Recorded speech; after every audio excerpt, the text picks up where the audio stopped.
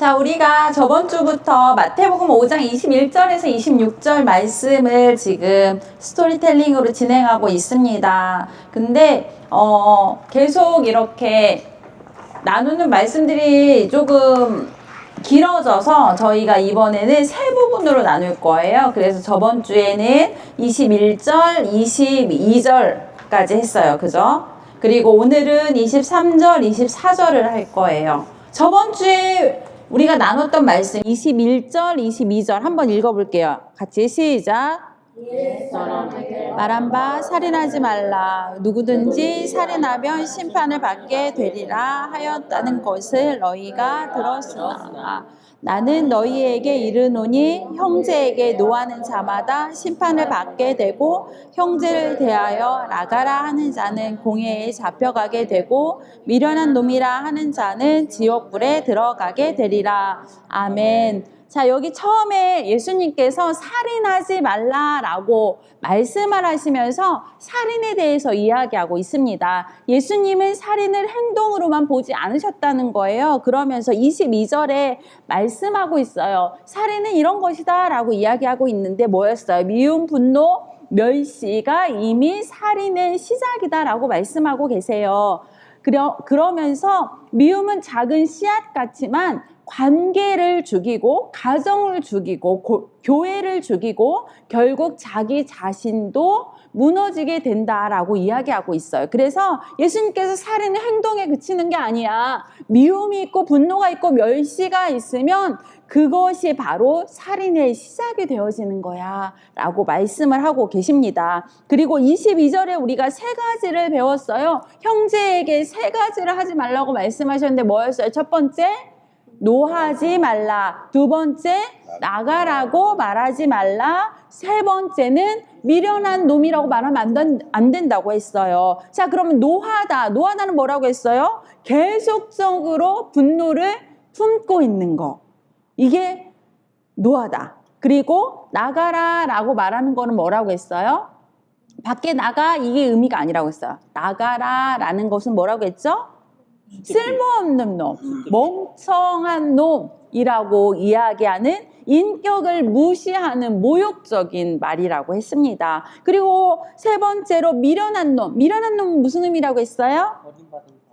하나님한테 버림받은 사람. 그리고 존재 자체를 부정하는 말이라고 했어요. 그러면 하나님이 우리를 누가 지으셨어요? 하나님이 지으셨잖아요. 그러면 우리에게 미련한 놈이다, 형제에게 미련한 놈이다라고 이야기하는 것은 그 사람을 지으신 하나님의 존재를 부정하는 말이라고 했어요. 그래서 하나님은 미련한 놈이다 라고 이야기하는 거를 하나님 싫어하신다고 했어요. 그래서 존재를 부정하는 말이라고 했어요. 그래서 우리가 형제에게 이 세 가지를 하는 것은 안 된다라는 것을 저번 주에 우리가 말씀을 통해서 봤습니다. 그리고 이번 주에는 23절, 24절을 볼 건데요. 23절 먼저 읽어볼까요? 시작! 예물을 제단에 드리려다가 내 형제에게 원망 들을 만한 말이 생각나거든. 예물을 제단 앞에 두고 먼저 가서 형제와 화목하고 그 위에 와서 예물을 드리라. 아멘. 자, 23절, 24절을 오늘 우리가 원어적으로 한번 쉽게 알아보려고 해요. 근데 23절에서는 두 단어를 볼 거예요. 뭐냐면 예물하고 형제에 대한 것을 한번 볼게요. 여기를 보니까 예물을 제단에 드리려다가 거기서 내 형제에게 원망 들을 만한 일이 있는 것이 생각나거든 이라고 했어요. 여기서 예물은 도론이라는 원어적인 단어를 사용했어요. 그래서 여기는 그냥 헌금이 아니라 하나님께 드리는 가장 귀한 제사. 요즘 말로는 뭐예요? 예배예요. 예배. 자, 그리고 두 번째 단어 뭐 본다고 했어요? 형제. 형제를 볼 건데 형제는 아델포스라는 단어를 사용했습니다. 혈육만 말하는 게 아니에요. 이렇게 예를 들면 예제하고 예슬이 이 자매 진짜 혈육의 그 자매 관계를 형제라고 이야기하지 않고 공동체 안에 모든 사람, 지금 우리 안에 이 교회 안에 있는 공동체의 모든 사람, 그리고 가정에 있는 우리 형제 자매, 그리고 친구, 그리고 하나님의 일을 함께하는 동역자, 이런 사람들을 형제라고 표현을 했습니다. 그래서 여기 두 가지의 단어의 의미를 보면 아까 예물, 이것은 오늘날에 하나님께 드리는 예배를 의미하는 거고, 형제는 우리가 공동체 안에서 지금 다 형제예요. 여기에서 한준이하고도 형제, 뭐 이렇게 공동체 안에서의 형제를 이야기한다는 것입니다. 그러면 24절로 넘어가서 24절에 예물을 제단 앞에 두고, 그러니까 하나님께 예배하기 전에 먼저라는 것을 우리가 한번 볼 거예요. 자, 아까 예물은 뭐라고 했어요? 예배라고 했어요. 예배를 드리기 전에 여기 먼저라는 단어 우리 한번 볼 거예요. 먼저 가서 형제와 화목하고 라고 되어져 있어요. 예배 드리기 전에 이거부터 먼저 해 라고 이야기하고 있어요. 이거 먼저라는 단어는 프론톤이라는 단어를 사용했어요. 가장 먼저, 최우선으로 라는 의미를 가지고 있습니다.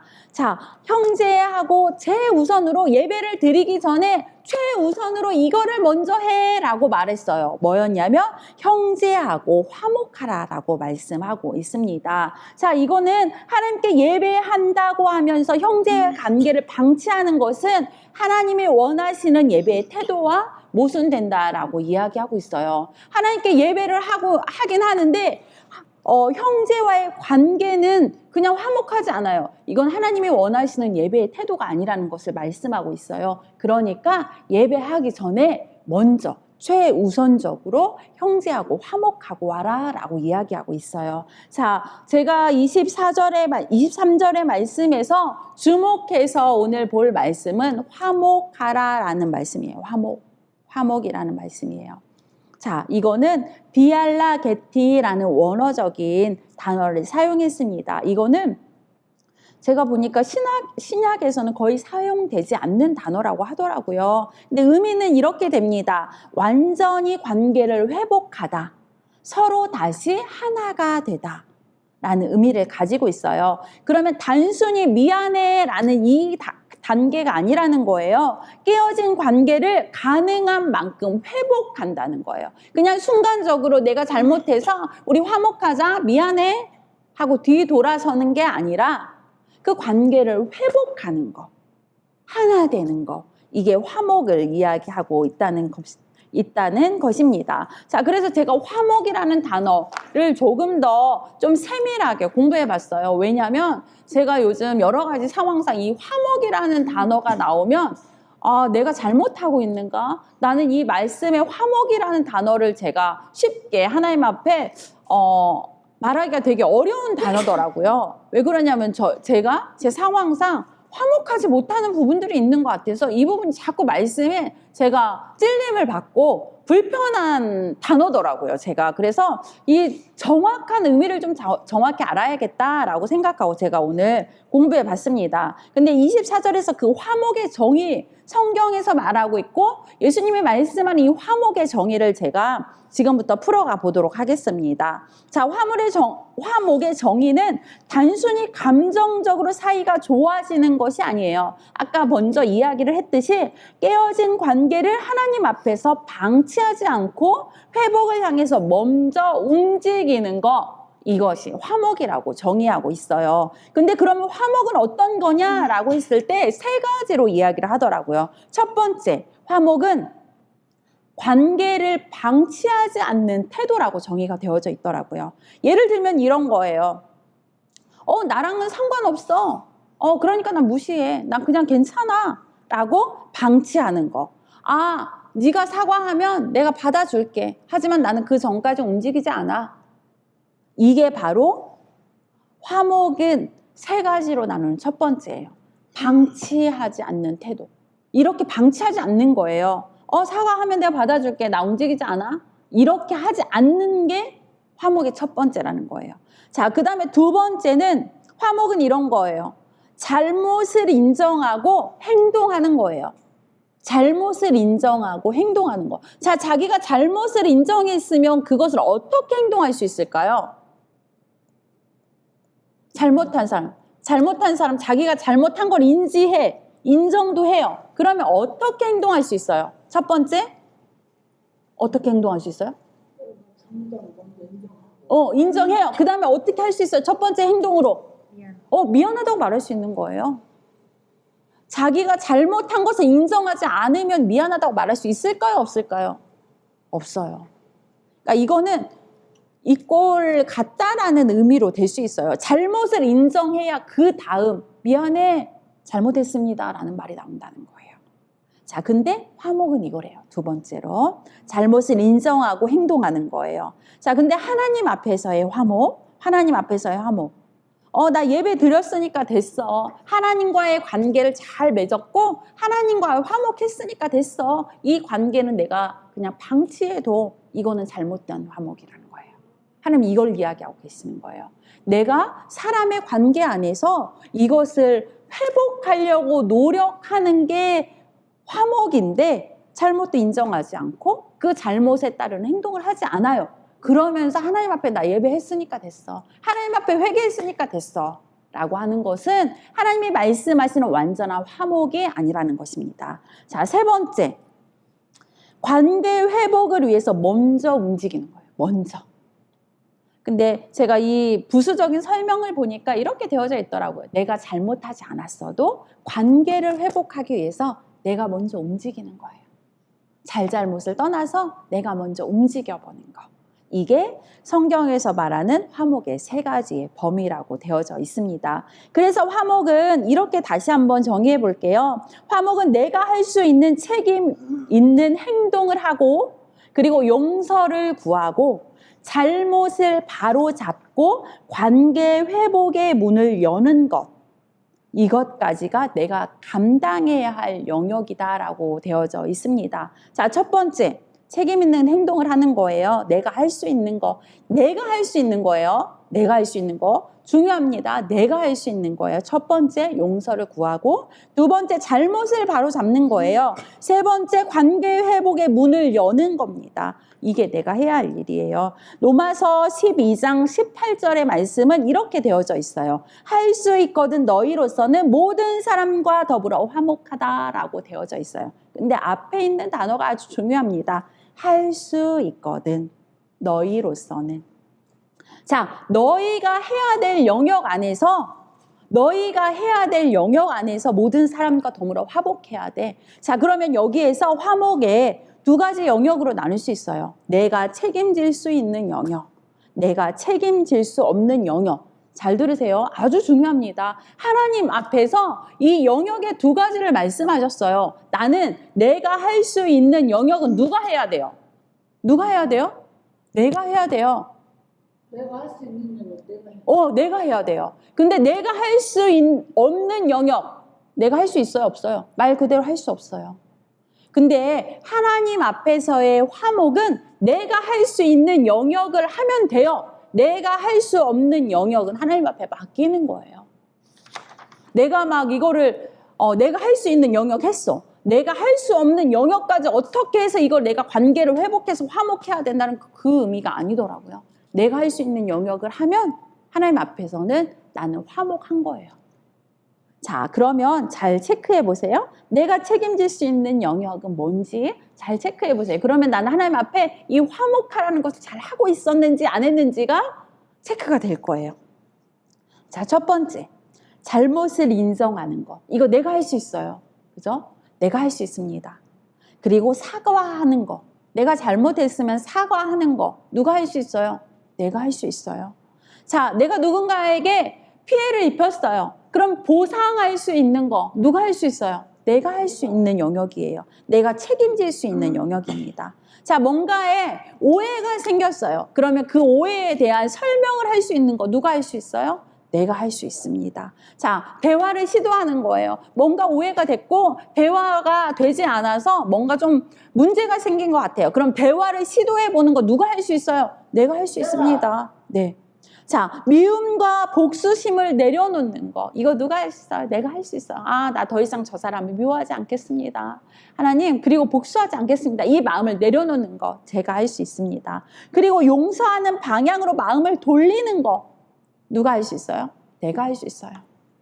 내가 책임질 수 있는 영역이에요. 그리고 관계 회복의 문을 닫지 않는 거. 누군가 나에게 관계를 회복하기 위해서 손을 내밀어요.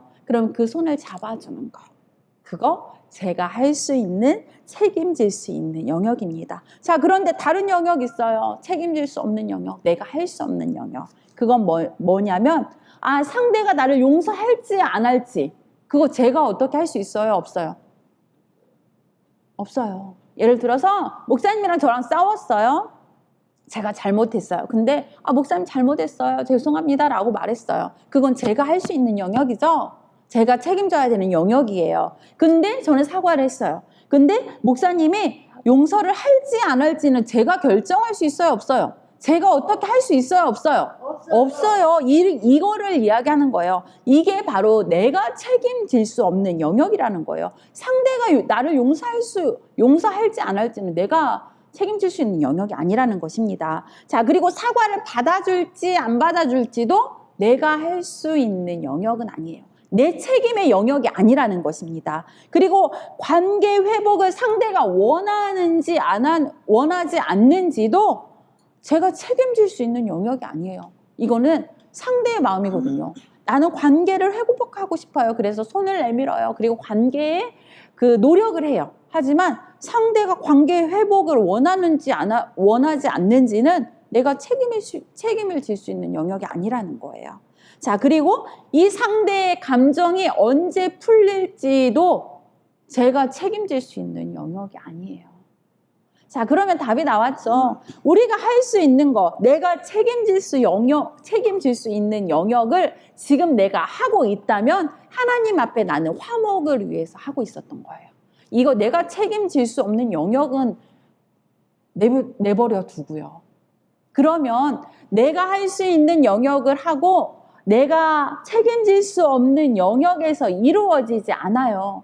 그러면 우리가 봤을 때는 이렇게 싸웠으면 화목한다는 것은 사이가 잘 돼야지 화목한다고만 생각했잖아요. 근데 하나님 앞에서는 내가 책임질 수 있는 영역을 했느냐 안 했느냐로 화목을 했느냐 안 했느냐가 판단이 된다는 거예요.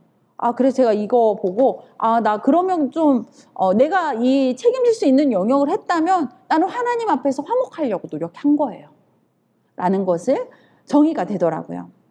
정리가 됐습니다. 성경적인 화목은, 잘 들으세요, 정의입니다. 이게 정리가 되어지는 말이에요. 성경적으로 말씀하고 있는 이 화목은 관계의 결과가 아니에요. 관계의 결과라는 것은 둘이 다시 화목한다는 것은 하나가 되고 다시 사랑하는 관계를 말하는 게 이게 결과인 거잖아요. 마침표를 딱 찍을 수 있는 결과잖아요. 근데 성경적인 화목은 관계의 결과가 아니라는 것입니다. 내가 취하는 화해의 태도와 행동이 이게 화목이라는 거예요.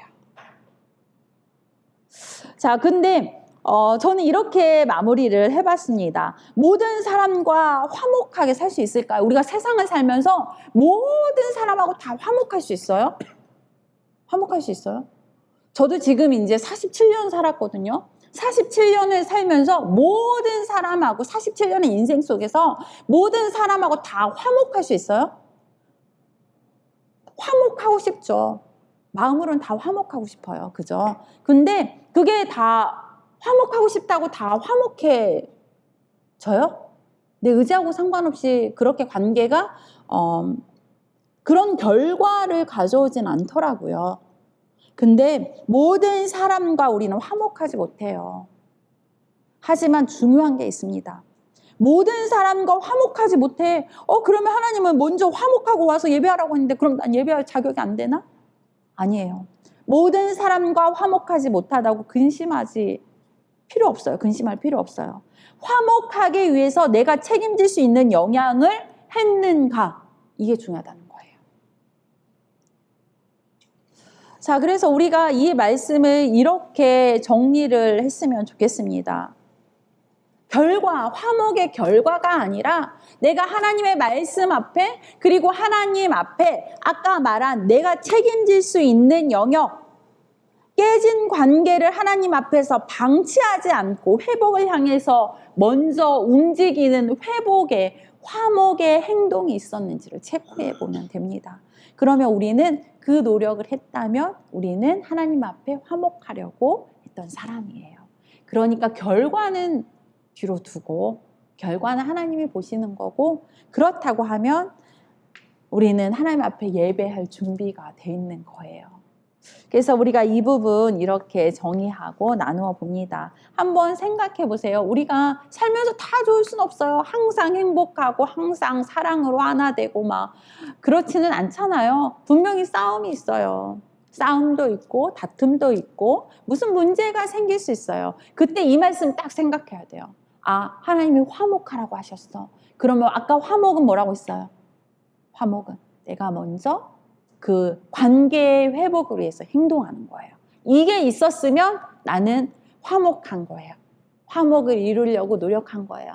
그러면 나는 화목했으니 이제는 하나님 앞에 예배할 수 있는 거예요. 근데 이것이 없이는 안 돼요. 그래서 저는 딱 두 가지가 생각이 되더라고요. 방치하면 안 돼요. 아, 이거 뭐 그냥 어떻게 되겠지. 아, 네가 먼저 네가 먼저 사과하면 내가 그때 움직일 거야. 이렇게 방치하는 거 안 돼요. 그리고 잘못을 인정했으면 바로 행동하는 거예요. 그리고 관계 회복을 위해서 내가 잘못하지 않았어도 먼저 움직이는 거예요. 먼저 손을 내미는 거예요. 받든지 안 받든지는 상대가 알아서 하는 거예요. 내가 먼저 미안해 라고 이야기했는데 그 사과를 받고 안 받고는 제가 책임질 수 있는 영역이 아니라는 것입니다. 그러면 우리는 앞에 있는 내가 책임져야 되는 영역 안에서의 화목을 이루면 되는 거예요. 그러면 하나님이 너 화목을 위해서 애쓰는구나 라고 인정하시고 그 마음을 가지고 하나님 앞에 나와 예배할 수 있다는 것입니다. 이게 바로 성경에서 말하는 화목이더라고요. 화목이 나오는, 그러니까 화목해라 라는 이 화목의 단어가 성경에 나오면 굉장히 근심됐어요. 나 화목하지 못한 사람도 있는데 그럼 나 빨리 가서 그 사람들하고 뭔가를 하고 와야 되나? 뭔가를 했음에도 불구하고 관계가 풀리지 않는 것들에 대해서 굉장히 마음이 짐이 되잖아요. 하지만 하나님은 네가 노력했어? 네가 이렇게 해봤어? 네가 책임질 수 있는 영역을 했어? 그래? 그럼 넌 화목한 거야 라고 말씀하시더라고요. 이 부분 집에 가서 다시 한번 곰곰이 생각해 보시면 될 것 같습니다.